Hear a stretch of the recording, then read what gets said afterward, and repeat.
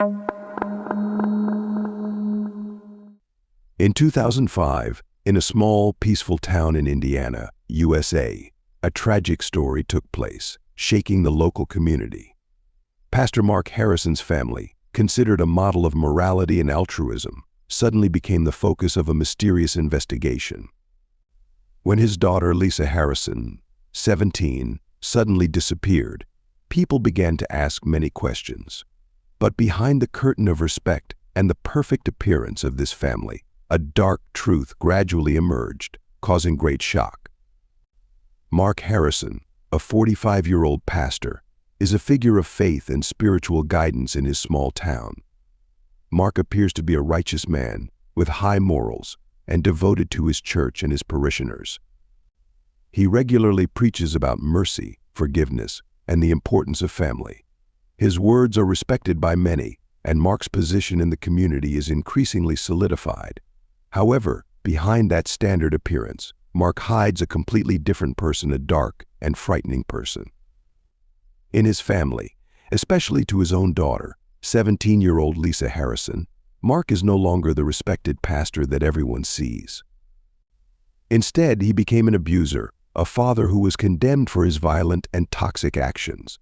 During the day, he was a strict father but still appeared kind to the neighbors. However, when night fell, Mark became a completely different person, using power and control to impose on his family, especially his daughter. The abuse did not stop at physical actions but also deeply hurt the spirit. Mark used words to control, making his daughter feel worthless and trapped in an invisible trap of fear and pain. She was not only afraid of her father but also afraid of what would happen if the truth about Mark was revealed. Repressed and manipulated for years, Mark's daughter lived in anxiety, not daring to tell anyone for fear of not being believed, especially in the eyes of respect that the community had for her father. While outside society views Mark as a shining example of morality, with almost absolute reverence, his family must endure his dark side. Mark used the respect of others as a weapon to protect himself from suspicion, and this made him even more dangerous. He knew that in the eyes of others, he was a good person, a respectable pastor, and therefore any accusations against him would be considered untrustworthy. This only added to the despair and isolation his daughter experienced. Furthermore, Mark also knew how to cover up the truth with superficial actions such as giving gifts or showing affection to his daughter in front of others, creating a perfect screen to hide his true nature. These actions not only increased the victim's feelings of confusion and helplessness, but also made it so that people around him never had a reason to suspect Mark. People often praised him as a model father, making it even more difficult for the truth to be revealed. In addition, Mark and Lisa lived in a small house with Lisa's mother, Sarah Harrison, a gentle and patient woman. Sarah often had to travel far due to the nature of her job, leaving Lisa and Mark alone at home for periods of time. It was during Sarah's absence that Mark took advantage of his mother's lack of protection to commit despicable and brutal acts against his daughter. Under the guise of a respected and honorable father in the community, no one could suspect that he was the one abusing his daughter right in their own home. Lisa, despite being a strong and intelligent girl, became a victim of the very father she once trusted. At first, fear, shame, and a sense of being completely controlled kept her from telling anyone what had happened. She lived in painful silence, afraid that if she spoke out, no one would believe her, and that her father would punish her even more severely. The mental violence Mark inflicted on Lisa made her feel trapped in a vicious cycle with no way out. The nights when Sarah was away became a never-ending nightmare for Lisa. Mark would sneak into her room, using every means to suppress and humiliate her. In those moments, Lisa felt completely alone, with no one to call for help. Each time, Mark would threaten that if Lisa dared to tell the truth, not only would he ruin her life, but he would also destroy their family. Guilt and fear kept Lisa silent. However, a person's suffering cannot last forever. One night, while Sarah was away on a business trip, Mark entered Lisa's room again. She was exhausted from years of abuse by her father. In that moment, something inside Lisa broke out. She was no longer the girl who was controlled and threatened. The resentment, anger, and pain that had been pent up for so long exploded into a violent rage. She screamed, threatened to tell her mother everything, and even announced that she would report the incident to the police.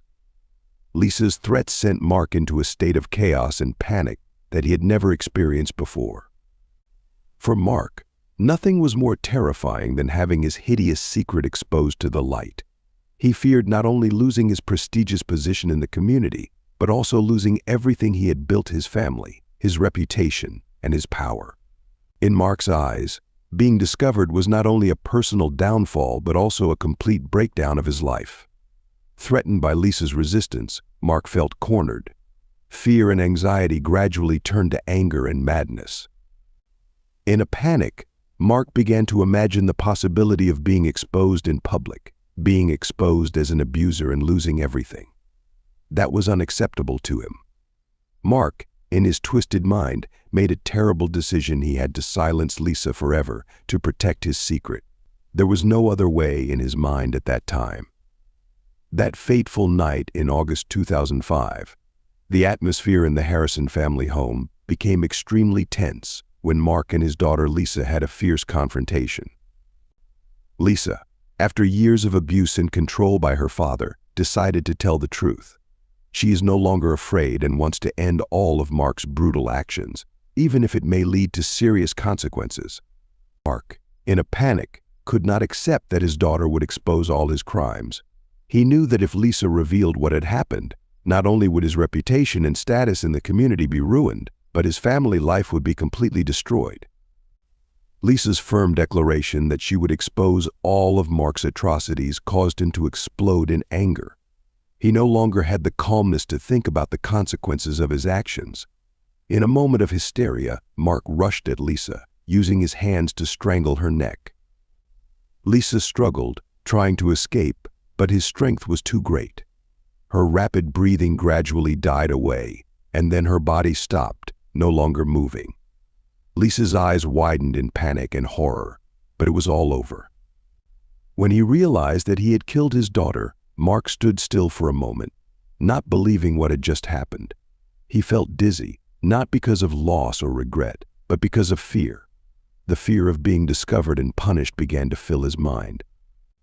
In that moment, instead of admitting his guilt, Mark decided to hide this matter at all costs. He had to get rid of Lisa's body, had to create another story to cover up the truth.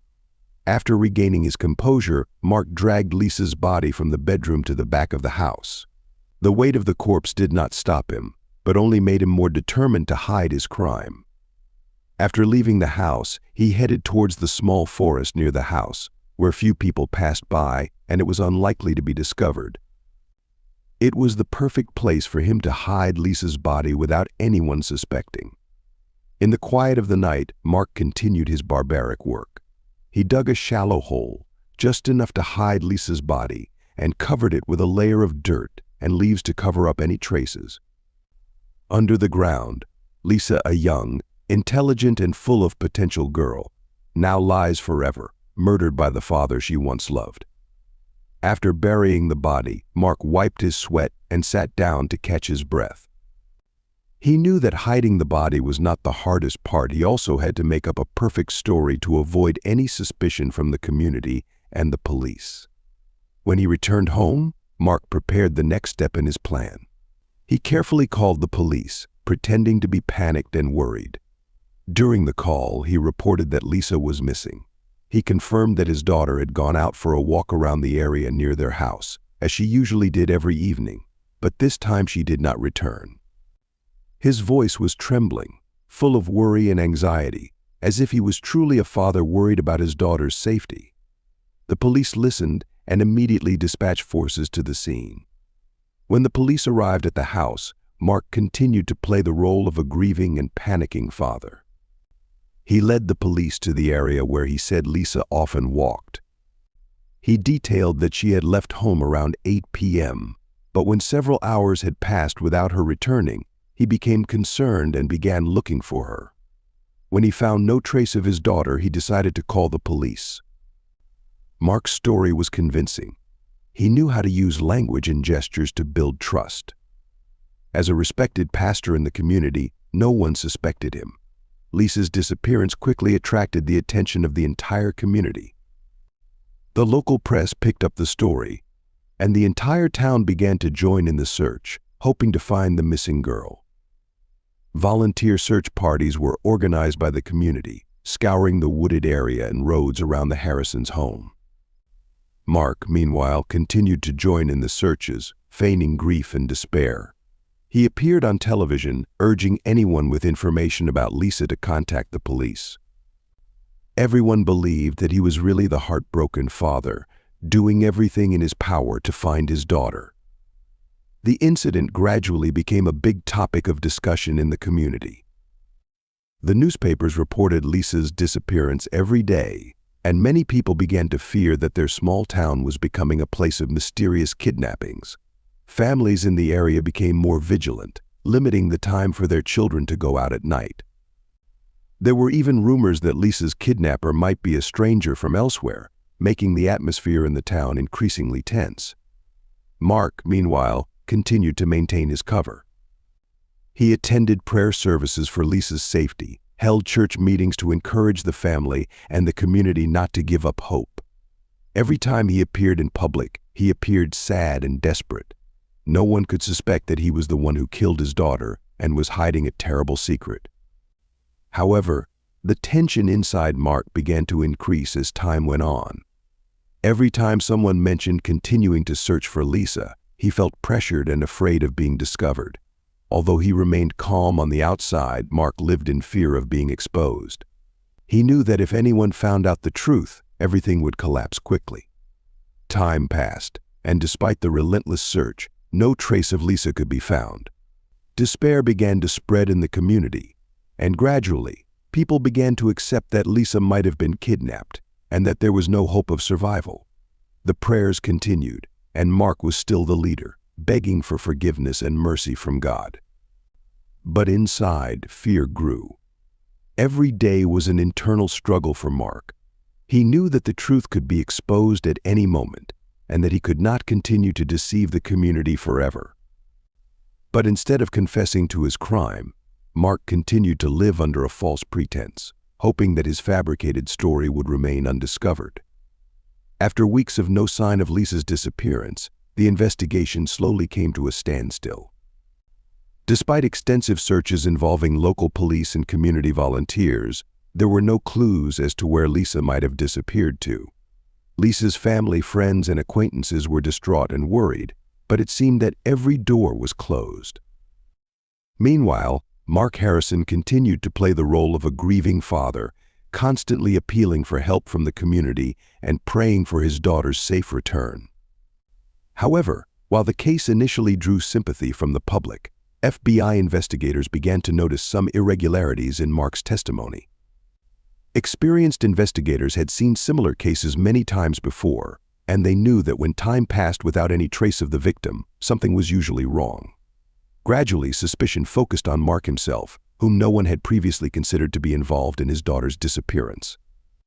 The first thing that aroused the investigators' suspicions was Mark's unusual calmness and steadiness.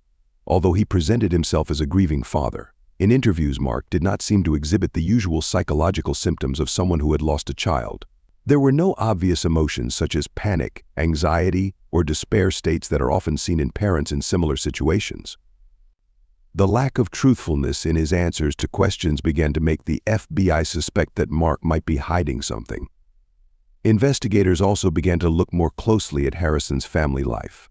Through interviews with Lisa's friends and acquaintances, police discovered that her relationship with her father was not as good as Mark had always portrayed. Several of Lisa's close friends reported that she had talked about the stress and harsh control Mark had over her life. Although Lisa never explicitly mentioned the abuse, her insinuations were enough to prompt the police to ask more questions about the relationship between father and son. These clues led the FBI to question Mark more thoroughly. During tense interviews, investigators tried to force Mark to contradict or reveal discrepancies in his story. They asked him detailed questions, asking him to recount everything that happened the night Lisa disappeared. Each time Mark recounted, there were small changes in details, inconsistencies in timing and actions. Although he tried to stay calm, under pressure from the investigators, Mark began to falter. Not only stopping at statements, the FBI decided to apply scientific measures to find the truth. One of the tools they used was the behavioral anomaly detector, which helps detect abnormal psychological signs through physical reactions. During the interrogation with the machine, Mark showed many signs of stress and anxiety when asked about the details related to Lisa's disappearance, especially questions about the relationship between father and daughter and his activities on the night Lisa disappeared.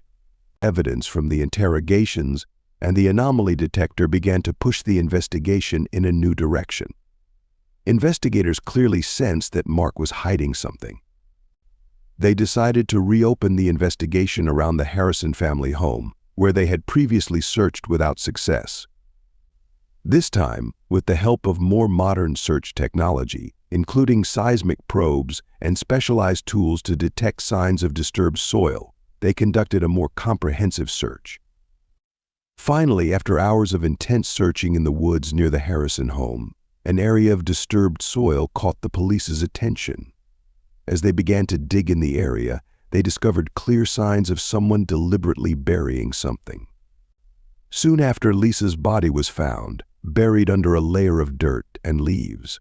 Her body had begun to decompose, but the signs of violence on her body, especially the bruises and strangulation marks on her neck, made it clear that she had been murdered before being buried.